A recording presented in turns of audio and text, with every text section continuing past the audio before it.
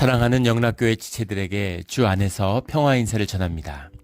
오늘은 2023년 2월 14일 화요일입니다. 오늘의 묵상 본문은 신명기 31장 1절로 30절까지의 말씀입니다. 오늘 본문 말씀 31장 1절부터의 말씀은 이렇게 시작합니다. 또 모세가 온 이스라엘에게 이 말씀을 전하여 그들에게 이르되 이제 내 나이 120세라. 내가 더 이상 출입하지 못하겠고 여호와께서도 내게 이르시기를 너는 이 요단을 건너지 못하리라 하셨느니라. 죽음을 앞에 둔 죽음이라고 하는 것은 늘 우리의 마음을 정결케 하는 것이 있죠. 마음을 정화하고 세상의 문제에 본질을 마주하게 하는 힘이 죽음 앞에 놓여 있습니다. 우리 이번 주 목요일 날 김기덕 집사님, 우리 사랑하는 고 김기덕 집사님의 장례 예배를 앞두고 있습니다. 말씀을 위한 묵상을 하는데 이제 그 김기덕 집사님하고 지나간 세월들이 떠오르면서 굉장히 말씀을 평안하게 전할 수 있을까. 아마 추모사를 하시는 분들이나 우리 장례식을 앞둔 모든 분들이 다 같은 마음일 거예요. 정이 많고 사랑이 많으신 분이셨죠. 그래서 좋은 기억들이 많이 있습니다. 그런데 이제 죽음을 앞뒀다고 하는 것, 이것이 이제 목회자에게는, 또 제가 목사로서 살면서 두 가지 측면이 있는 것 같습니다. 하나는 이제 어려운 측면은 목회를 하면서 늘 교회 가운데 장례식을 마주하게 되죠. 그게 가슴 아프죠. 우리가 하늘 가족인데 슬픔이 있고 애통함이 있습니다. 또 한편으로는 삶의 본질을 마주하게 되는, 뭔가 영혼을 정화하는 그런 힘이 죽음 앞에 있구나라는 것을 느끼게 돼요. 뭐 걱정할 것, 근심할 것, 이런 것이 죽음 앞에서는 다 사라져 버립니다. 사실은 다 아무것도 아닌 것이죠. 가장 본질적인 문제, 삶에서 가장 중요하고 의미 있는 문제를 마주하게 되는 또 그런 시간이 죽음이다라는 것을 보게 되는 거죠. 모세도 이 마지막 요단강을 눈앞에 두고 평생 그리워했던 요단강을 건너지 못하고 삶을 마감해야 하는 그 모세가 자신의 간절함, 삶의 가장 중요한 문제, 가장 초점이 되는 본질적인 문제를 그 자손들에게 말씀을 전하고 있는 것이죠. 우리 신명기의 말씀이 모두 다 그러한 말씀이지만 모세가 특별히 오늘 31장에서는 아주 중요한 이제 자신의 후계자가 여호수아다, 여호수아를 세우는 이제 그런 말씀과, 그리고 마지막 우리 32장에서 선포되는 모세의 노래, 왜 모세의 노래를 남기게 됐는가? 신명기를 잊어서는 안 되지만 신명기를 혹시 잊을지라도 모세의 노래는 절대 잊어서는 안 돼. 32장의 이 모세의 노래만큼은 절대로 잊어서는 안 된다. 잊지 않게 하기 위해서 노래로 만든 것이죠. 이제 그것을 남기고 있는 것입니다. 그래서 절대로 잊어서는 안 된다. 간절하고 진실한 마음을 담고 있는 거죠. 6절에 보면 너희는 강하고 담대하라. 두려워하지 말라. 그들 앞에서 떨지 말라. 이는 내 하나님 여호와 그가 너와 함께 가시며 결코 너를 떠나지 아니하시며 버리지 아니하실 것임이라. 여호와께서 함께 가시고 떠나지 않으시고 버리지 아니하신다라는 이 말씀, 절대로 이 말씀을 놓쳐서는 안 돼. 이 말씀이죠. 예. 네, 강하고 담대하라. 네, 두려워하지 말라. 강하고 담대하라라는 말씀이 두려워하지 말라는 말씀 못지않게 많이 나오는데, 그냥 우리말로 강하고 담대하라, 그럼 이것이 무슨 심리적인 그런 의미를 갖고 있는 것처럼 느껴져요. 근데 강하다라고 하는 말이 히지쿠라는 말인데, 이게 꽉 붙든다는 얘기입니다. 꼭 붙드는 거 손으로. 이 히지쿠예요. 담대하라라는 말은 이제 임추 이런 말인데, 이게 영어로 하면 alert입니다. alert. 방심하지 마라.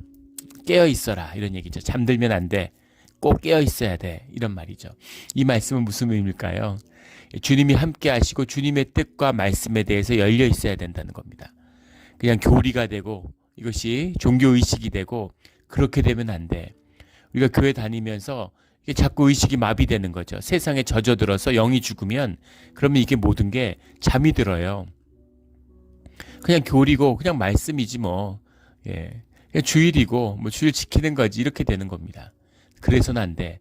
주님이 함께하는 것을 절대 놓치면 안 돼. 깨어 있어야 돼. 그 말씀의 뜻, 말씀하시는 주님의 음성을 들어야 돼.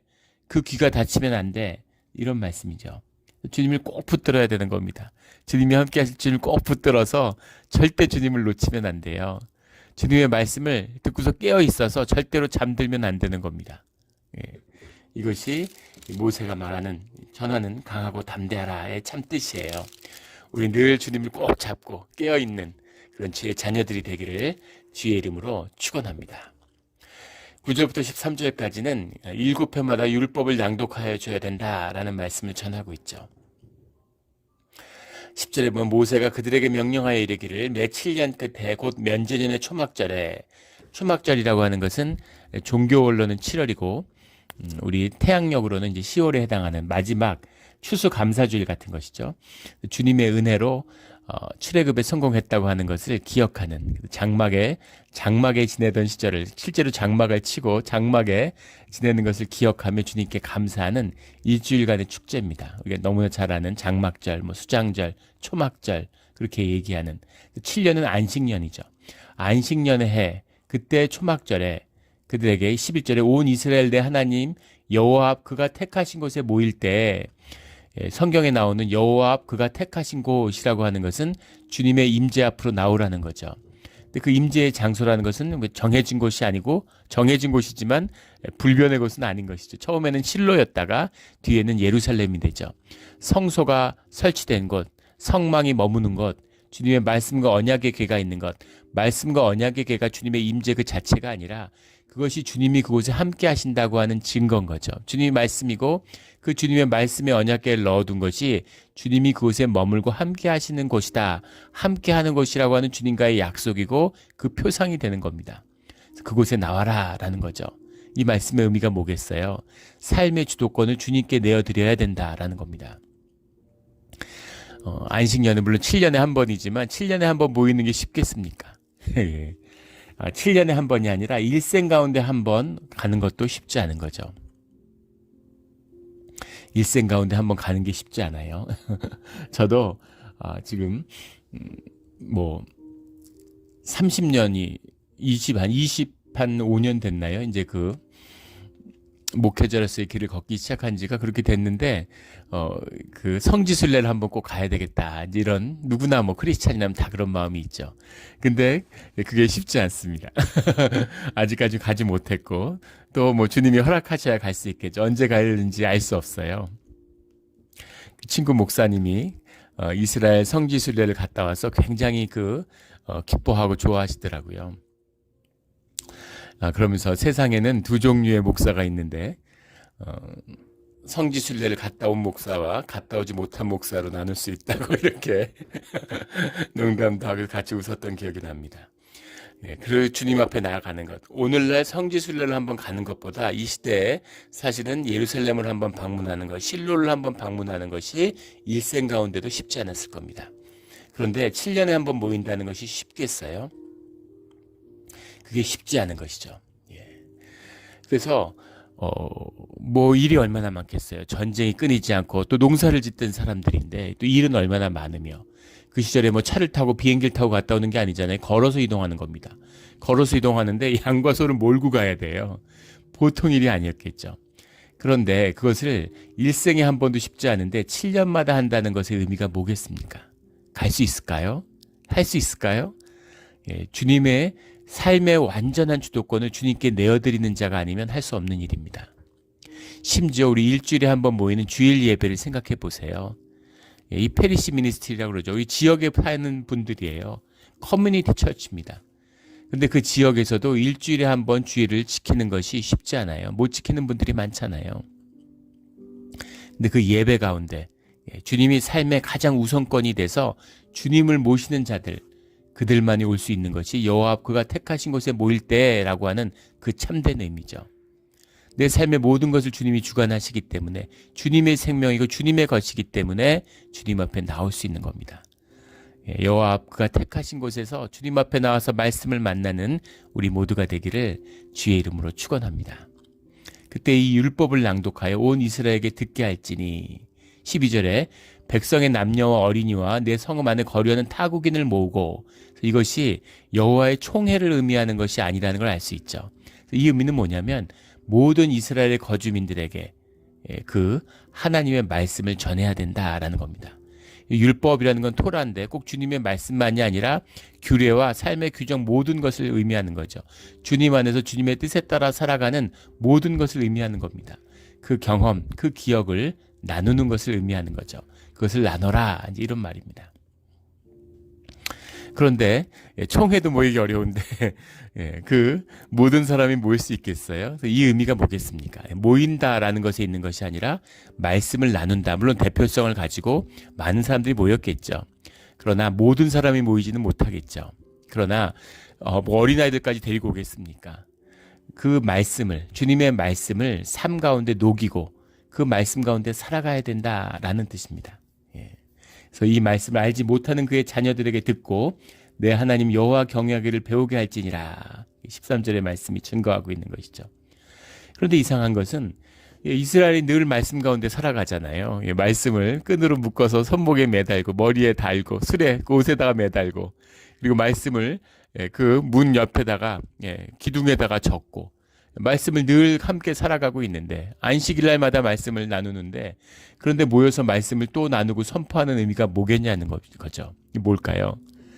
이 면제년, 이 안식년의 말씀을 다시 한번 선포하는 것의 의미는 지나온 삶을 기억하라는 것이죠. 공동체가 모여서 주님 앞에 공동체 하나 되었음을, 이스라엘이 하나고 주님 앞에 한 형제 자매라는 것을, 그들이 한 형제 자매가 되기 위한 주님 안에서의 역사를, 경험을 기억해라. 그 안에 함께 역사하셨던 출애굽부터 이 시간까지, 요단강을 또 건너서 가나안의 정복 전쟁에서도 마찬가지고 그 주님과 함께 했던 모든 순간들을 기억해라 라는 겁니다. 그 기억해라 라는 말씀 속에는 감사해라 라는 뜻이 들어있죠. 주님이 함께 해주고 모든 것이 주님의 뜻이고 은혜였음을, 그 가운데 피를 흘린 사람도 있을 것이고 봉사하고 희생한 사람들이 있겠지만 그 모든 것도 역시 주님이 주신 은혜다라는 것을 기억하고 그 감사라는 겁니다. 감사가 감사를 부르죠. 예전에 한 목사님이 하셨던 예화인데, 그 예화를 지금도 기억해요. 큰 목이 긴 물병이 있는데 뭐 여우와 그 황새 이야기처럼 뭐 접시에다가 음식 주고 긴 그 병에다가 뭐 음식 주고 이런 것처럼 긴 그 병에 물이 조금밖에 없다는 거죠. 그 우물에 조금밖에 물이 없다. 그걸 어떻게 마실 수 있을까? 돌을 넣으면은 이제 물이 차오르잖아요. 그럼 물을 마실 수 있다는 거죠. 그때 넣는 돌이 우리의 감사다. 뭐 이런 예화를 들은 기억이 납니다. 맞죠? 감사가 감사를 부르는 것입니다. 모든 것이 감사할 일이고, 또 주님의 앞에서 감사한다는 건 주님의 임재와 은혜를 깨닫고 주님 안에 머문다는 증거죠. 그러면 감사할 일들이 늘어날 수밖에 없겠죠. 주님 앞에서 감사로 나오고 감사가 회복되는 것입니다. 기억하고 감사하는 것에 더해서 이것은 우리의 회복의 의미가 들어있죠. 주님의 말씀을 만나고 주님을 다시 만난다는 것은 우리 삶의 갱신, 새로운 회복, 새로운 출발을 의미하는 겁니다. 부활이죠. 안식년의 의미가 그렇듯이 우리의 모든 것, 주님 앞에 받은 불을 온전히 꺼뜨리고 새로운 불을 받는 거예요. 새로운 출발, 새로운 시작을 하는 겁니다. 우리가 세상 가운데 살아가고 있고 육신을 입고 살아가요. 육신의 본능에 우리 가운데 있습니다. 우리가 알게 모르게 많은 죄 가운데 살아가게 되죠. 그 마음이 돌로 변하고 정금과 같은 우리의 형상이 자꾸 돌로 변해가는 걸 느끼실 거예요. 그런데 그 모든 것을 주님 안에서 돌이키는, 새롭게 하는, 새로운 출발을 하는 그 죽음의 시간이 이 말씀의 시간이라는 겁니다. 우리 주일 예배죠. 그래서 주일 예배에 온전히 죽고 주님 안에서 거듭나는 거예요. 그래서 새로운 출발을 하는 겁니다. 온갖 찝찝한 생각, 온갖 죄의식, 온갖 삶의 여러 가지 편린들이 우리 안에 가득하지만, 그런데 주님 앞에 나왔을 때는 그 모든 것을 깨끗이 도말하고 오늘부터 새로운 출발, 오늘부터 새 출발을 한다는 거죠. 주님 안에서 그렇게 선포하고 새로운 시작을 하는 겁니다. 주일마다 새로운 삶이 시작되는 우리의 신앙이 되기를 주의 이름으로 축원합니다. 이것이 7회마다 율법을 낭독하여 주는 참된 의미다라는 것이죠. 이것이 이 말씀을 알지 못하던 자들이 말씀 안에서 거듭나야 되는 비밀이기도 합니다. 우리 말씀 속에서 늘 새로워지기를 주의 이름으로 축원합니다. 그리고 여호와가 모세에게 하신 이제 마지막 지시의 말씀을 전하고 있는데 그 말씀은 무엇이냐면 15절 16절인데 보면 결국 요단강을 건너가서 이스라엘이 주님을 또 버릴 거라는 그런 말씀을 전하고 계세요. 왜 아니었겠습니까? 광야의 때 주님이 그렇게 가까이 계시고 구름기둥 불기둥으로 인도하시는데도 끊임없는 반역과 거역이 일어나요. 이것이 인간의 육성이고 본능입니다. 죄의 본능이에요. 이것을 다스릴 수 있는, 우리가 영혼을 갖고 있으니까 주님의 영을 받아서 이것을 다스려야 되는 것이죠. 이것이 우리의 신앙이고 우리 공동체의 비밀입니다. 내가 다스리는 게 아니에요. 내가 다스리는 것은 내가 뭘 다스립니까? 내가 다스리고 있다고 생각하고 있는 동안이 바로 내가 본능의, 죄성의, 세상의 영의 다스림을 받고 있는 거죠. 그 세상의 메시지는 네가 주인이야 이렇게 얘기하는 겁니다. 네가 다스려. 네가 주도를 해야지. 네가 주인이잖아. 이렇게 얘기하는 거죠. 마귀의 계계입니다. 마귀가 주인이라고 그러면 누가 따라가겠어요? 네가 주인이라고 그러니까 좋아서 따라가는 거잖아요. 근데 그것이 결국은 마귀의 지배를 받게 되는 길이고 세상에 젖어드는 길이죠. 마귀가 제일 좋아. 누가 그렇게 따르겠습니까? 근데 돈이 제일 좋잖아. 그래서 쏘가서 따라가는 것이죠. 근데 주님은 분명히 주님이 주도하는 것이고 주님이 주인이시다라는 것을 분명히 말씀하고 계시는 거예요. 그래서 이 두 가지입니다. 마귀를 따라가느냐 성령을 따라가느냐 이 두 개밖에 없어요. 근데 우리가 내가 내 삶을 내가 마치 선택하는 것처럼 인간의 가장 큰 착각이죠. 인간은 선택하지 못해요. 근데 선택하는 것이라고 생각하는 겁니다. 의지적으로 주님 앞에 순종할 수는 있겠죠. 그래서 주님의 은혜가, 주님의 성령이 우리의 삶을 다스리도록 내어드리는 겁니다.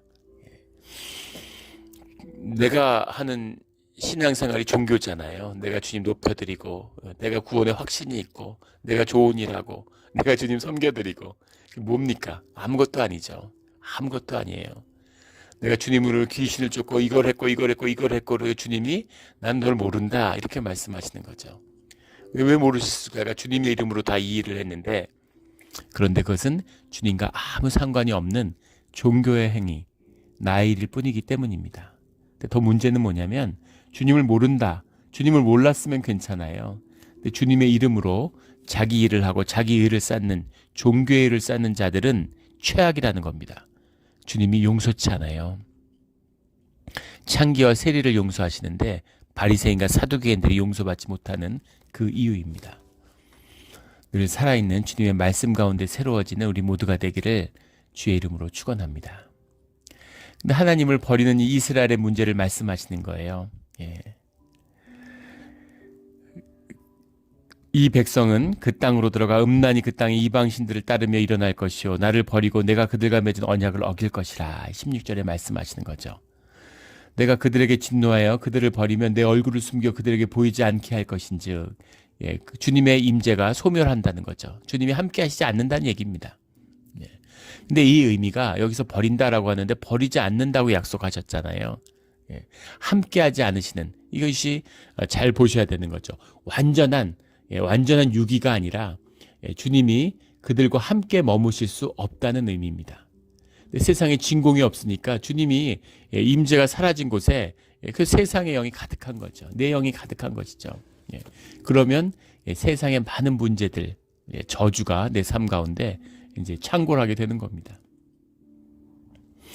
처음에 못 느끼다가 영이 죽고, 그 다음에 육이 죽을 때가 되면 이제 그걸 느끼는 거죠. 세상이 무너져 내리기 시작하면 그때 이게 뭐가 잘못됐는데 그렇게 느낀다는 겁니다.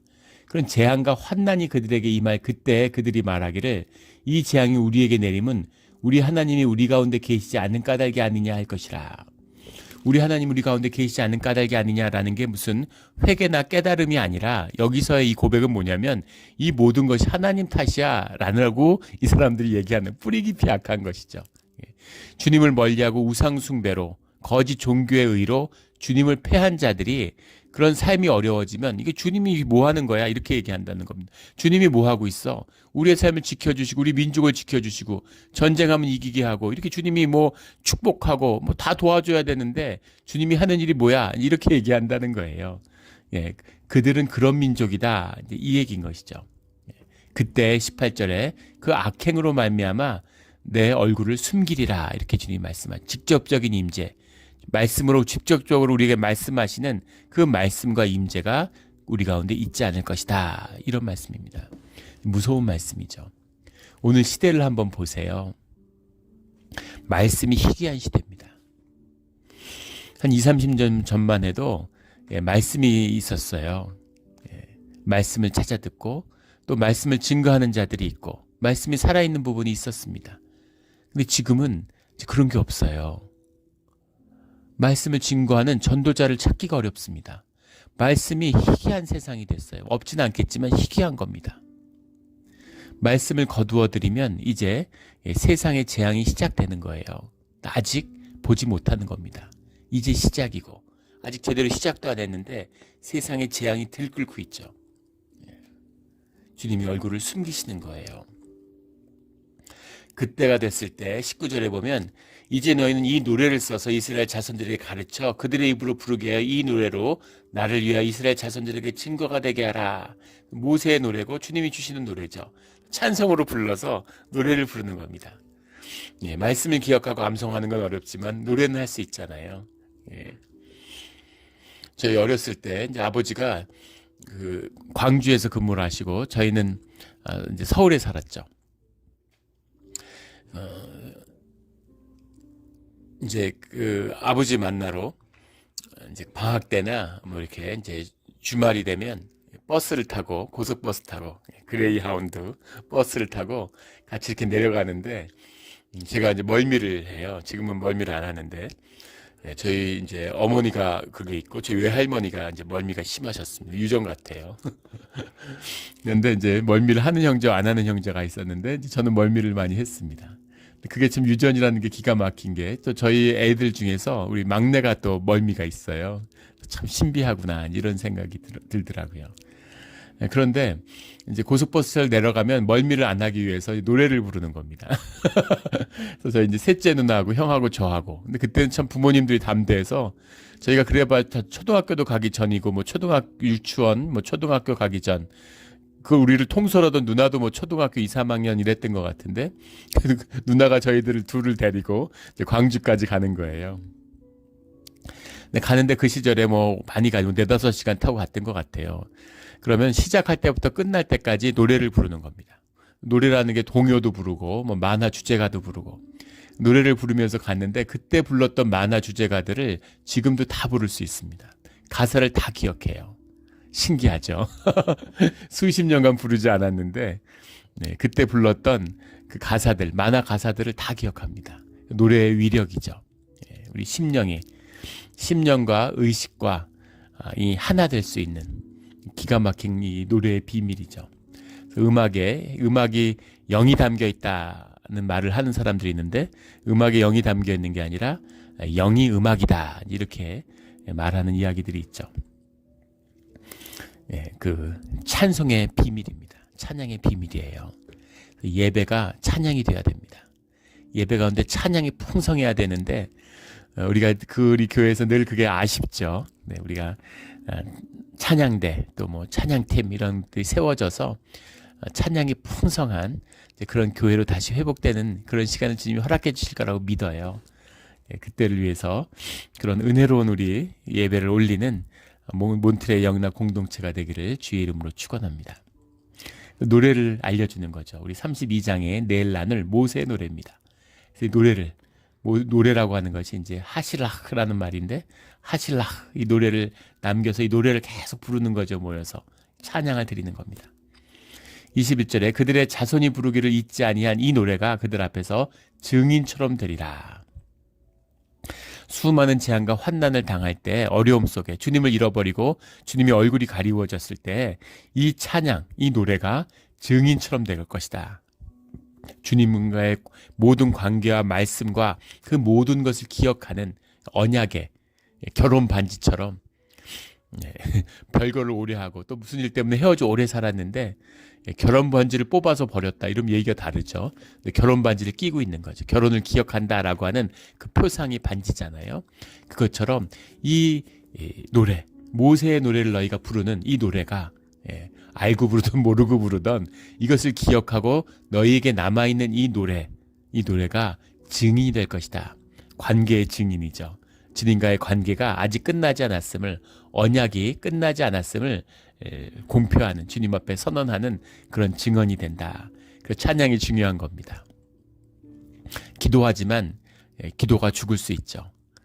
말씀을 선포하지만 말씀이 죽으면 뭐가 돼? 그냥 설교죠. 주님의 살아계신 말씀과 성령의 임재가 사라지면 그냥 종교의식의 설교에 지나지 않는 것입니다. 그런데 이 찬양이라고 하는 건 주님이 특별한 의미를 주셨어요. 찬양이 우리는 물론 마음을 열고 공동체가 하나 돼서 예배 가운데 주님께 올려지는 그런 찬송이 돼야 되겠죠. 그런데 너희가 설령 말씀을 잃어버리고 너희가 삶 가운데 주님을 잃어버리고 너희 삶이 무너져서 세상의 재앙과 환난이 가득한 그때일지라도 이 찬양을 기억하고 주님께 찬양을 드리면 주님이 다시 돌이키시겠다라는 겁니다. 이렇게 찬송이 중요한 거예요. 우리 찬양을 결코 잃지 않는 그런 우리가 되기를 주의 이름으로 축원합니다. 23절에 강하고 담대하라 내가 너와 함께하리라. 주님을 꼭 붙들고 깨어있는, 결코 주님을 놓치지 않는 그런 우리 모두, 특별히 또 오늘 하루가 되기를 예수 그리스도 이름으로 축원합니다. 아멘. 기도드리겠습니다. 하나님 아버지 감사합니다. 주님 귀한 말씀 주시니 감사하고 우리에게 찬양을 허락해 주신 것 감사합니다.